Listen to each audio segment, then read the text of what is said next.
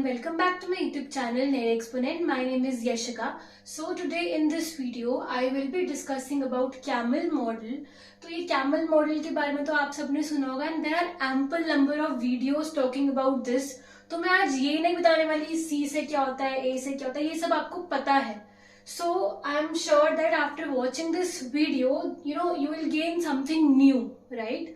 So before starting with this, let's understand some history about it, right? कि ये camel model आया किस लिए था, ये कहाँ से आया और ये कब आया. So this model was introduced in US in the year 1979, right? Suppose जैसे आप job के लिए interview में जाते हो, right? So there are various criteria on how your performance will be judged, how it will be evaluated by the interviewer, right? So there is basically some parameter on the basis of which you get some score, right? जैसे आपका communication skill क्या है, आपके पास कितनी knowledge है. So in the similar manner, this model, camel model, was introduced to assess the financial health of banking sector. ये model basically banks के लिए आया उनके परफॉर्मेंस को एसेस करने के लिए कि कौन सा बैंक कितना स्टेबल है, कितना हेल्दी है, राइट? तो अब इस बैंक को एसेस करने के लिए there should be some parameters on the basis of which the performance of the banks will be evaluated, right? तो अब अगर हम बिना इस मॉडल को, मतलब अगर आप ये मॉडल छोड़ो और खुद सोचो कि अगर एक बैंक है, राइट, अगर हम एक HDFC बैंक की बात लें, so if I want to evaluate how healthy this bank is, so what are the various parameters which you can think to evaluate this bank. आप ये कैमल को छोड़ दो, अभी क्या पॉइंट हो सकते हैं इस बैंक को इवैल्यूएट करने के लिए. तो सबसे पहला point and the very important point that comes in our mind is, यार ये बैंक अर्न कितना कर रहा है, what is the profitability of this bank, right?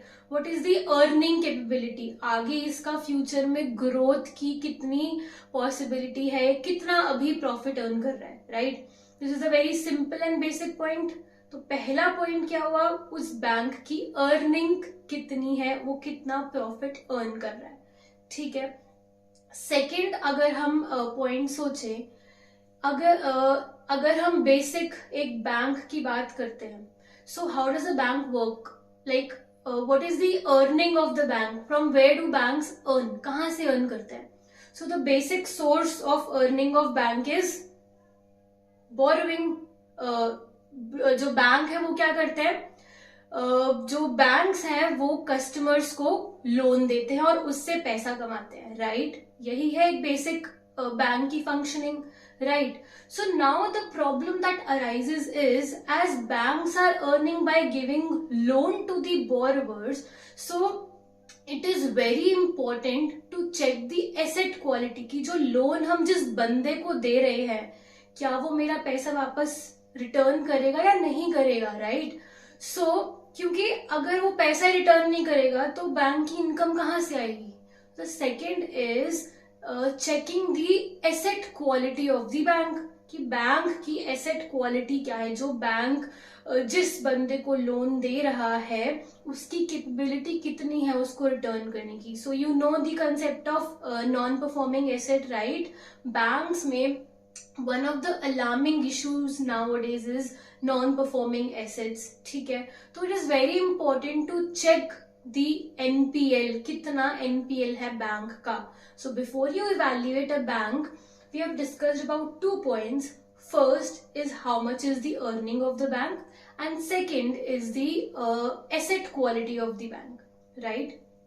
Coming to the third point, the third point is, as you know, the future is uncertain. You don't know about what is going to happen in future. और banks में तो वैसे ही बहुत crisis, बहुत scams, financial crisis चलते रहते हैं, right? So it is very important to check whether the bank has enough capital so that it can withstand the losses or the shocks that can arise in future. So it is very important to check the capital adequacy of the bank. अगर future में कोई भी shock हो जाता है, कोई भी crisis आ जाते हैं, तो हमारे पास इतनी कैपिटल तो होनी चाहिए कि बैंक जो है स्मूथली रन कर पाए और उस शॉक को वो विथस्टैंड कर पाए, right. So it is very important to check the financial stability of the bank for the bank to run smoothly. ठीक है. So third point is capital adequacy. Now अब हमने अर्निंग चेक कर ली, हमने ये देख लिया कि एसेट क्वालिटी क्या है, हमने ये देख लिया कि कैपिटल कितनी है बैंक के पास.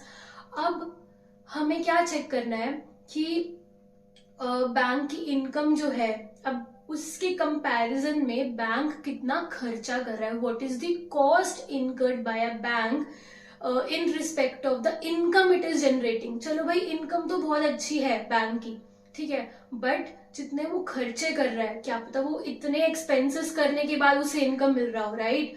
सो it is very important to check the efficiency of the banking sector, whether how much is the cost which banks are incurring to generate that income.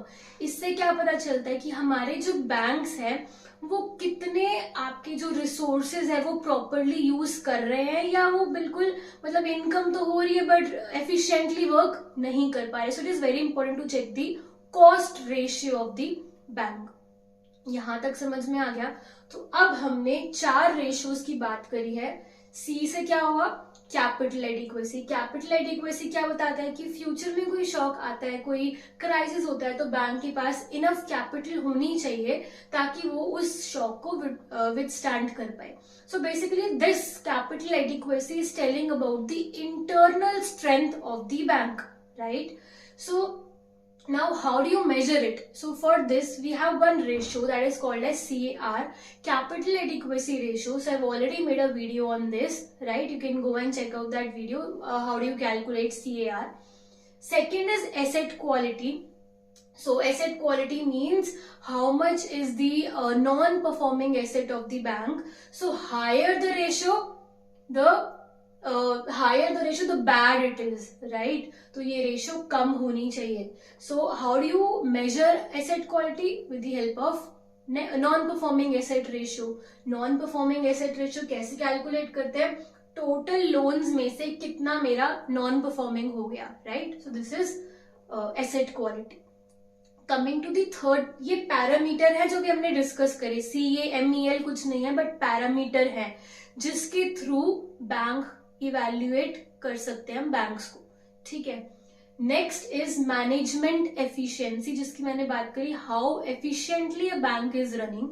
So we have a ratio for this and that is cost to income ratio, which is measured by operating cost upon operating income. मतलब कि bank कितना cost incur कर रही है in respect of the income it is generating. So this is telling how efficiently a bank is running. Then for E we have earnings, and earnings के लिए we have a ratio called ROA. So ROA means return on asset. इसका क्या मतलब होता है कि bank कितना earn कर रहा है अपने एसेट्स के कंपैरिजन में. मतलब उसके पास टोटल एसेट्स कितने हैं, उस एसेट्स में से वो कितनी अर्निंग कर पा रहा है उसको यूटिलाइज करके, right. So what are the earnings of the bank?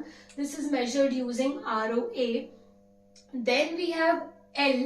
So L stands for liquidity, which is a very important parameter to measure the bank performance.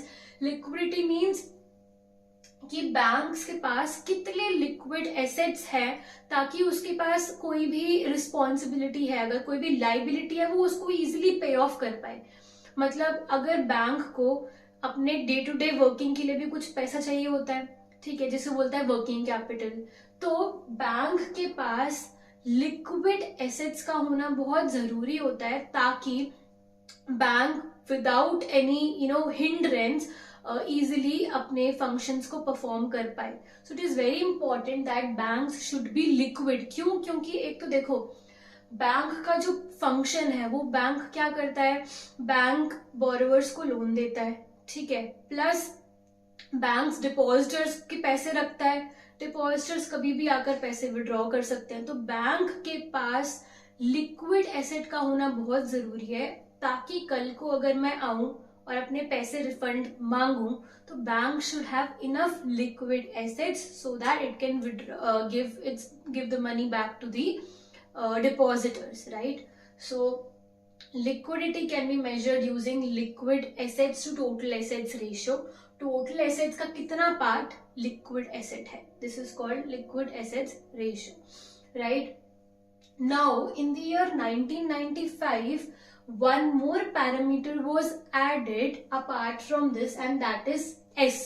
तो ये camel से camels model बन गया and this S stands for sensitivity, which includes all the sensitive assets like change in interest rate, जो बहुत जल्दी जल्दी volatile है, change होते रहते हैं, change in interest rate, change in foreign exchange rate. So S is the fifth parameter that was added.